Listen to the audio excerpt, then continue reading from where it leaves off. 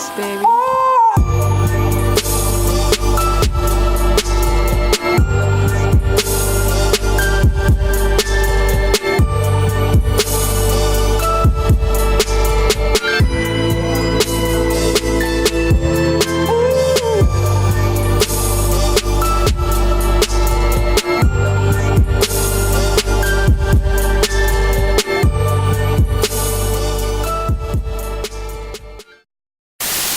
Hey guys, what's going on? It's Miss Melony here on BARTV. We are on location here with Manny the lawyer. This is our first attorney interview for the segment we have named Past the Bar, because obviously he has passed the bar and he's way past the bar. So Manny, go ahead and introduce yourself, give him a little spew about you. All right, sure. My name is Emmanuel Depas. I'm an attorney admitted to practice law in the state of New York. Graduated from Hofstra Law. I practice primarily immigration, divorce, and criminal law. My office is located at 305 Broadway, 7th floor, New York, New York, 10007. If you need to reach me, you can always contact me on my business cell phone. It's 347-470-9143. Okay. So a little bit about Manny here. Obviously his introduction gave you not that much of what he really does, but he does it all. It's very rare that you come across an attorney that doesn't just specialize in one thing, but many. He specializes in many. Recently I've seen that he got his client, how many charges dismissed? 2 C felonies got him dismissed. 2 C felonies at sentencing. He's definitely dabbling in the entertainment industry. Tell him a little bit about your experience with going through law school. Let's start off there, and how long you've been in law. Yeah, sure. I started law school in 2006 with the Hofstra. First of all, I'm the first person in my family to graduate from college, Stony Brook University, 2004.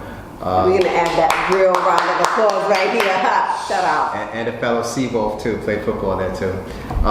So when I got to law school, it was pretty difficult. The first year was really difficult. I actually almost didn't make it. It was just a totally new experience for me, not having anybody in my family with a legal background. When I found myself in classes, not even understanding the language, a lot of the legal terms, I just wasn't picking it up. When I looked around the room, a lot of the other people were picking it up, so I felt. What language was it in? I mean, just legalese, words like dictum and stare decisis and a lot of Latin terms. That I don't know. And I was just trying to keep up with the reading, so it was pretty difficult for me too. Second and third year got a little bit better. I joined Balsa, found a lot of support amongst my classmates, and I graduated in 2009. Congratulations. So now when you say you graduated 2009, because we're speaking to people that have no idea of the law process here, you graduated from college in 2009? No, I got a bachelor's in political science from Stony Brook University in 2004. Then after that I took my LSAT. I did okay, but I had some pretty good recommendation letters, and I just kept applying, and then I got into Hofstra. So law school's 3 years. Okay. If you go full time, it's 3 years. So I started from 2006 and finished in 2009. Okay. And how did you get those letters of recommendation? What did you do to merit those? Well, like I said, I played football at Stony Brook, so one of the recommendation letters came from State Senator Ken LaValle, and Stony Brook University, the football stadium was named after State Senator Ken LaValle. He helped secure the funding for the stadium. I was one of his students in the class as well. Then another recommendation letter from a Suffolk County DA named, I forget his first name, but last name Thompson. This is many years ago, so sorry. So 2 pretty solid recommendation letters and a pretty decent average score helped me get in. Okay, and then now let's get into passing the bar. What did it take to pass the bar, and what was your experience during passing the bar? How long did it take? The bar was hell. The bar exam was hell. It's a 2-day exam, first and foremost. I had to take it a few times. And for me, I don't think it was a problem with just the knowledge. I think it was just psyching myself out. So I had to take it a total of 4 times. I passed it on the 4th try. I had to get a private tutor. and one of the best tutors in the state of New York, Damian Pieper. I met with him once a week for about 6 weeks, and just going over the material with him gave me the confidence to just stick with my answer and not change my answer during the test. What was so hard about the bar? Well, everybody's going to have the right answer, right? Everybody went to school, so we're all going to get the right answer. It's basically who can write it the best and accumulate the most amount of points during the essays and so on and so forth. So, like I said, it's not, everybody's going to have the right answer, but how well can you write your essays? Yeah. Okay. All right. Now, and so fully practicing law, how many years now since you passed the bar? Passed the bar in 2011. I had a health issue. I had 2 heart attacks in 2012, so it took me a little he's bit. a miracle child, baby, here too. Yeah, God bless you, Emmanuel. God is alive. with you. I'm still alive. I'm still alive. Amen. But yeah, I got it in 2012, so I guess that'd be 6 years. I've been practicing for 6 years on my own. Very good. So I would like if you could share one highlight of your career from immigration law, entertainment law, and criminal. Give me one highlight, of course, that you're able to discuss without disclosing personal information of anybody's case. Okay, one highlight. Okay, let's start with criminal. Okay. I've handled a couple sexual assault cases in Kings County. The very first one that I handled, and mind you, at the time when I took the case, I didn't have much trial experience. But I felt like I had to represent the defendant. He was an 18-year-old boy, immigrated to the United States about 2 years prior, and he had a sexual relationship with a 12-year-old Haitian girl, and he was charged with statutory rape. And had he been convicted, he would, surely do some jail time and definitely get deported. Right. Like I said, I'm Haitian, and I try to fight and for the Haitian community. I felt that I was the best person to represent him, even though I didn't have the trial experience.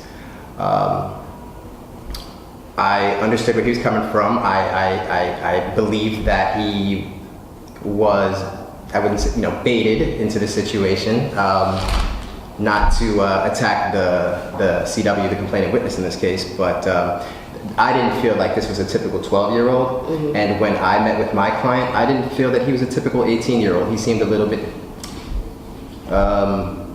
slower, I guess. My understanding is, and I do understand the culture very well, this kid, right off the plane into the United States, all he does is go to church on Sundays. There's no interactions with females, so, this kid just hit 18, and a nice girl just is giving him all the attention and is, soliciting certain things, and he fell for it, and unfortunately, that was against the law. Mm-hmm. So I had to think outside the box because statutory rape is a strict liability crime, so it doesn't require mens rea, it doesn't require my defendant's intent per se, so I had to figure out a way to find justice. So the family hired a private investigator.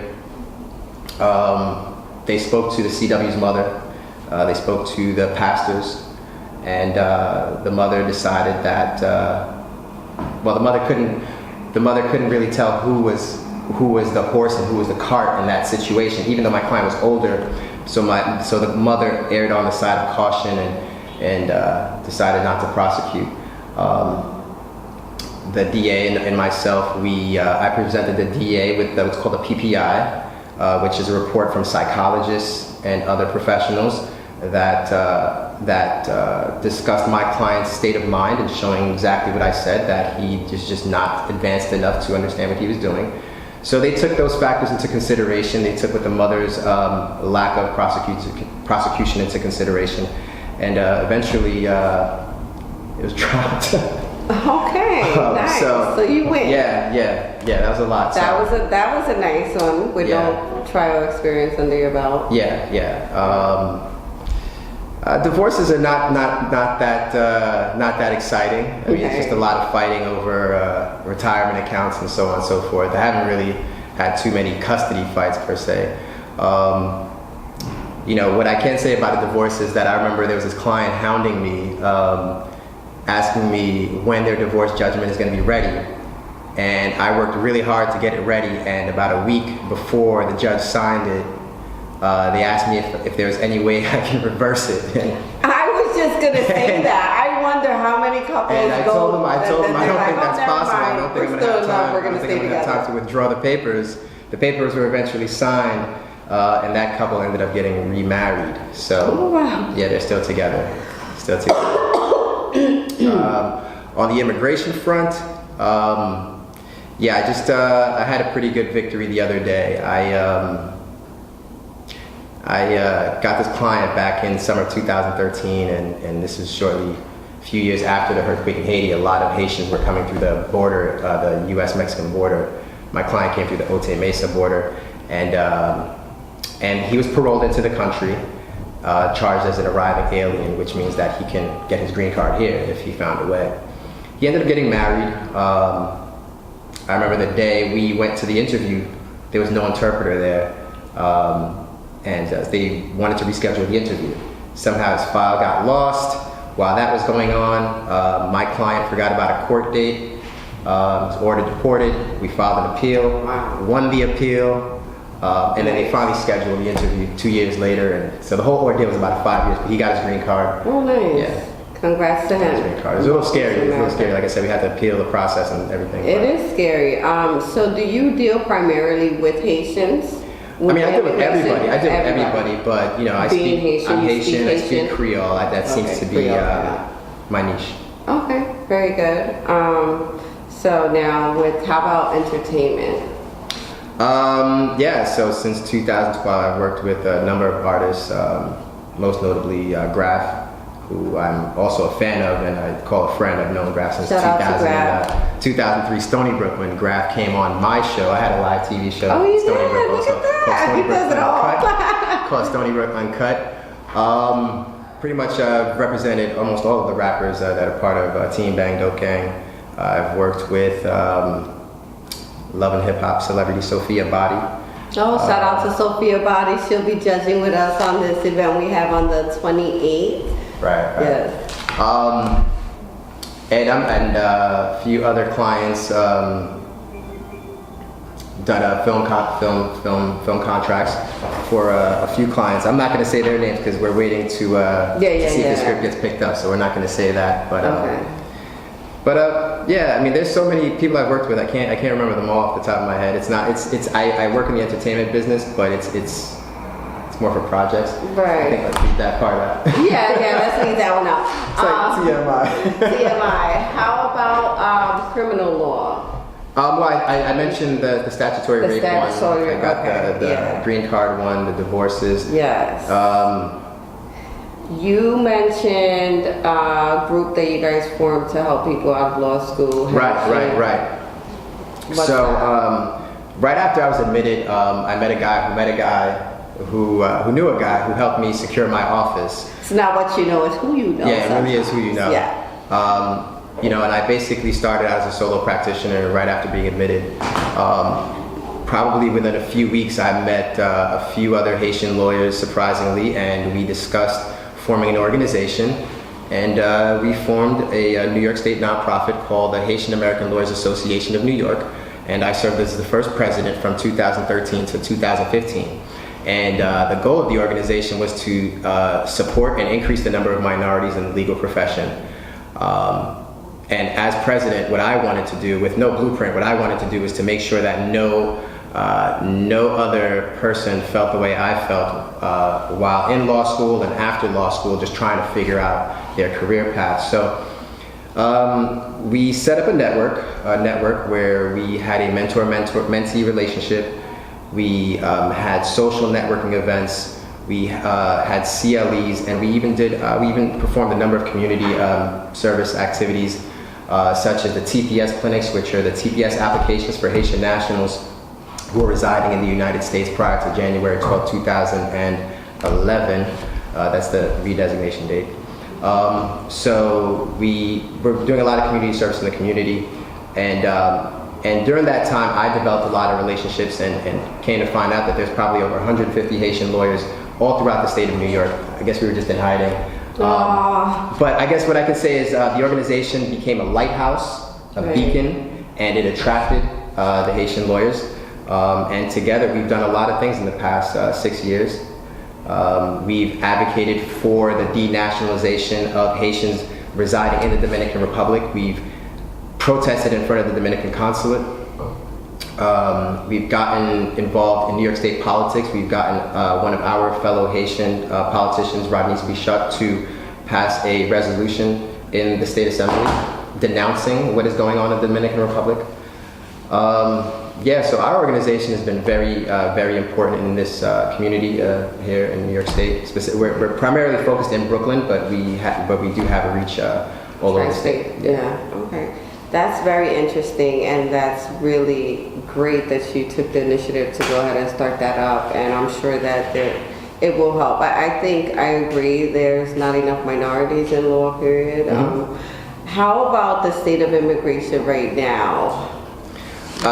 Would you like to share your insight on it and explain in terms that a person that is not into law or immigration but understand of what's really actually going on?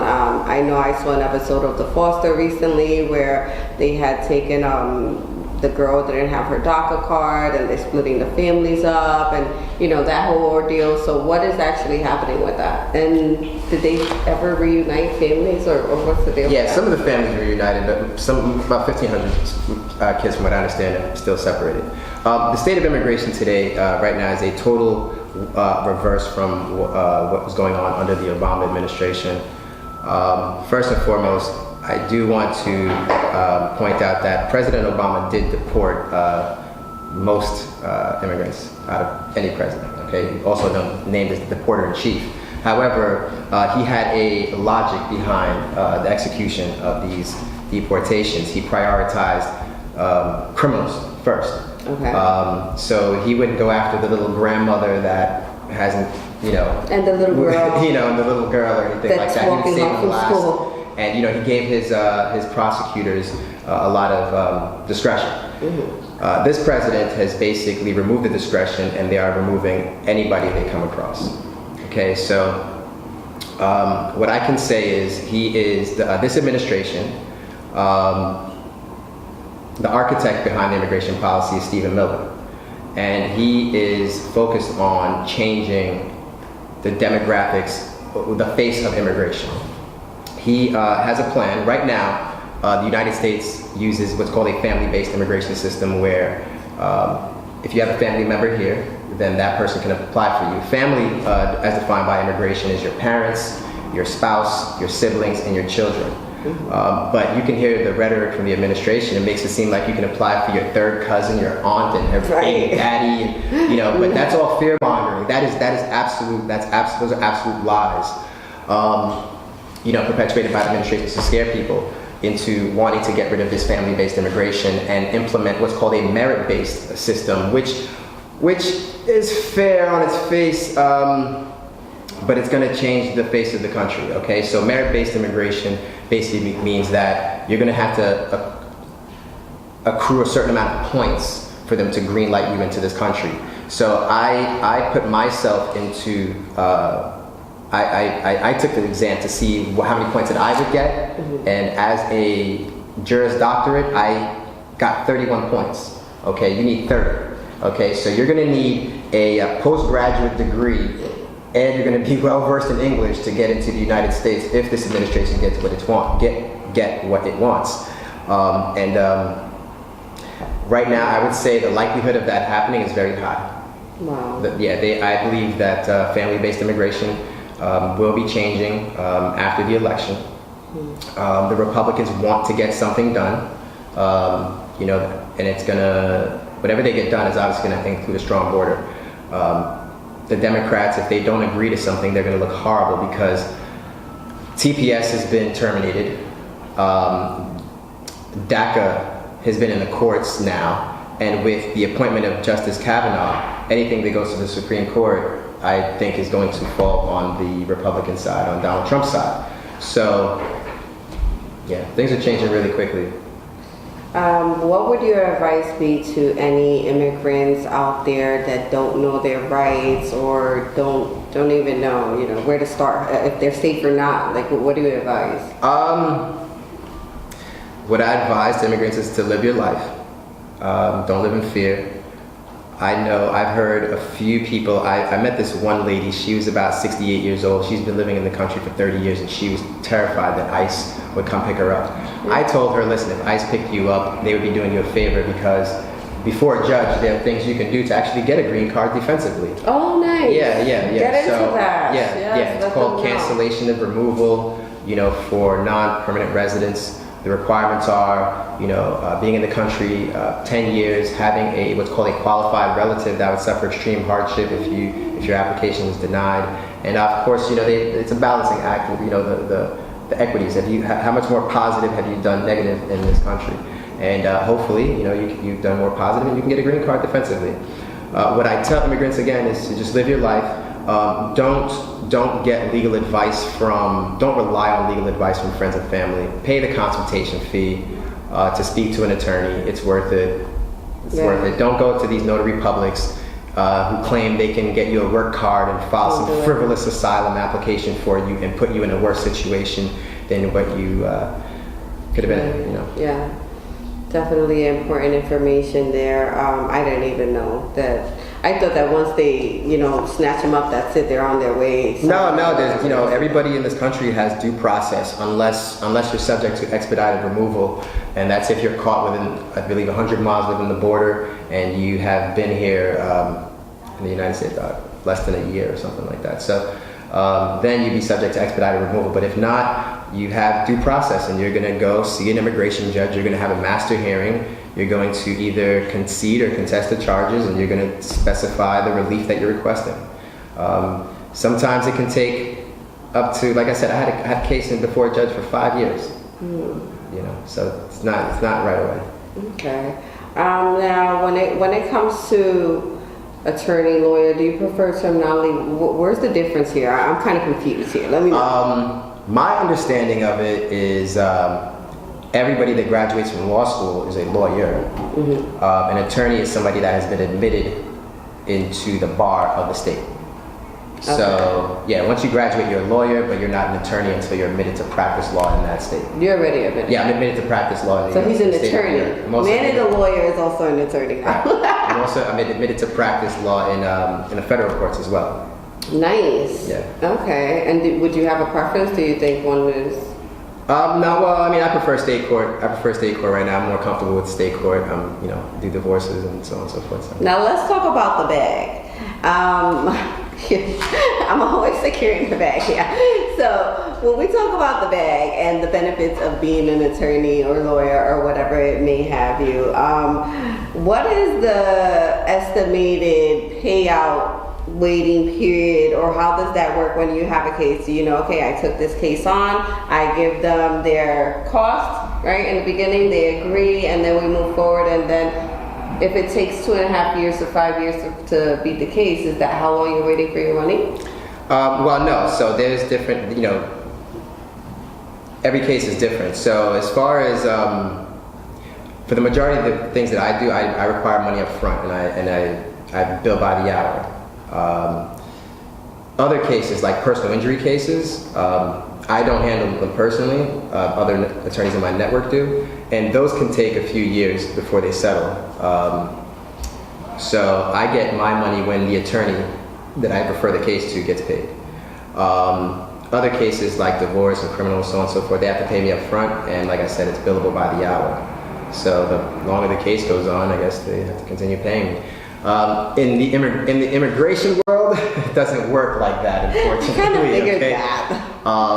That's why I also have to, practice divorce. Unfortunately, in the immigration world, it's not like that. A lot of the immigrants do not have money. Right.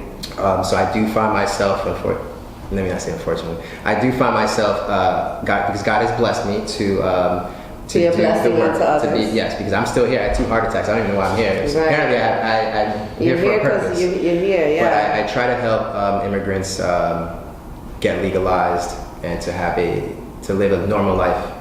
That's my modus operandi. So, immigrants, they will come. They can't pay the fee. They ask me to do things for God, and I do. I know it. Hallelujah. Shout out to God. He's the real blood. I definitely leave a lot of money on the table when it comes to that. Okay. So you kind of make up for it in the other aspect, I'm sure. Okay, Manny, so we have heard about all these great things that you have done since you passed the bar, being a lawyer, attorney. Now, let us get to know Manny, the person. What do you do on your side time? Anything you want them to know as you, the person. Okay. Well, I love sports. I love sports. I love video games. Right now, I'm finding myself playing NBA 2K, PUBG, and of course Madden. I'm a big time Madden fan. I've been playing Madden since 1990. I'm considered a legend amongst my peers. I played football my whole life. I played in Pop Warner, high school, college, and I played for 5 years. I played semi-pro for 5 years. Nice. I love football so much that I partnered up with one of my old college teammates a few years ago, and he was in the sports management world, and he had a contact with a pretty significant NFL player, and the three of us decided to form a company, and I served as an agent. Oh, nice. We actually acquired, during my time, we acquired 4 players. Okay. Invested about $30,000 in these players. Did you get your 30 grand We did back? not recoup the money, but it was a wonderful experience. Okay. Meeting these players, sending them out for training, and watching them on TV. One of the players, a good friend, Darius Powell, out of Cal, and he played on the Giants. I remember his first game, he caught his first reception, right afterwards I sent him the video, and I was just like, that's my guy,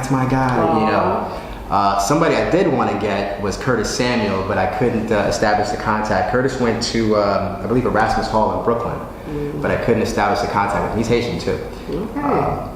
Okay. So football is life. Football is life. Yeah. Ball is life. He loves ball. He's a baller. So you do the gaming. You played with Reem, right? The cameraman? That's right. H2O, shout out to Haran. He has his annual celebrity games, whether it's basketball or football, and I was invited to play in the football game this year. I don't think anybody knew that I actually had this much football experience, man. I shut it down. It was like a lockdown corner out there. They were sleeping on you? Yeah, they were sleeping on me. Actually tipped the pass, and my man Reem caught a pick. Ooh, shout out to Reem, the man behind the camera. On offense, though, man, Maurice, man, what's up, man? Why you throw me the ball, bro? 4.540, man. Come on, Maurice. Next year. Yeah. We did win, by the way. Okay. Yeah. So that definitely kills the stigma where they feel like lawyers and attorneys are blah, lame, boring people. We have one right here that is definitely involved in all kind of extracurricular activities. But yes. That's my free time. I also like to work out, like to run. I box. I started that last year. My coach, Matt Happany, is probably the best boxing trainer in the state of New York. Single, children? There's somebody out there. No kids, never married. Because I practice divorce and I'm in the family court, I'm kind of terrified to pull the trigger. But there is somebody. Okay, yeah. Very good. And so would you say that you're overall satisfied with your decision on the path you chose to take with your career? Overall, yeah, definitely. I wouldn't change it at all. I control my own destiny. Very good. And you are independent, right? I'm independent. I control my own hours. If somebody walks in here and I don't like their case, I don't take it. Hey. Shout out to freedom. Something more important comes up, and I dictate my schedule. So I dictate my money. If I don't work hard, I don't get money. That's right. Yeah, I like that. I definitely appreciate working for myself, and being an attorney does that. It allows me to, gives me the ability to earn money. Okay, That's very good. So I guess we're ready to close out here. One thing I would ask is if you could give them your social media, where to find you, website, or however they can look you up. Yeah, sure. I do have a website. I'm still working on the content, but you can always go there and schedule some time with me. It's actually depaslaw.com. How do you spell it? D as in Delta, E as in Echo, P as in Papa, A as in Alpha, S as in Sierra, Depaslaw, LAW.com. My Instagram, you can find me, I'm Manny, the lawyer.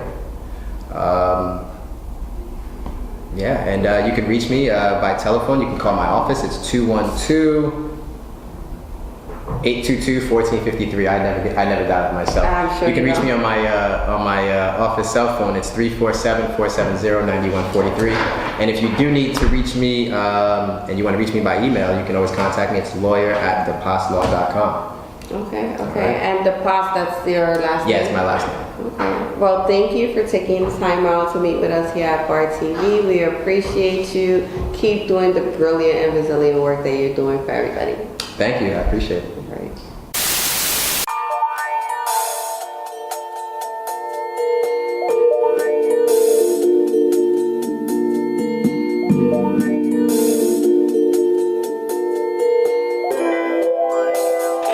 Hova Beats, baby.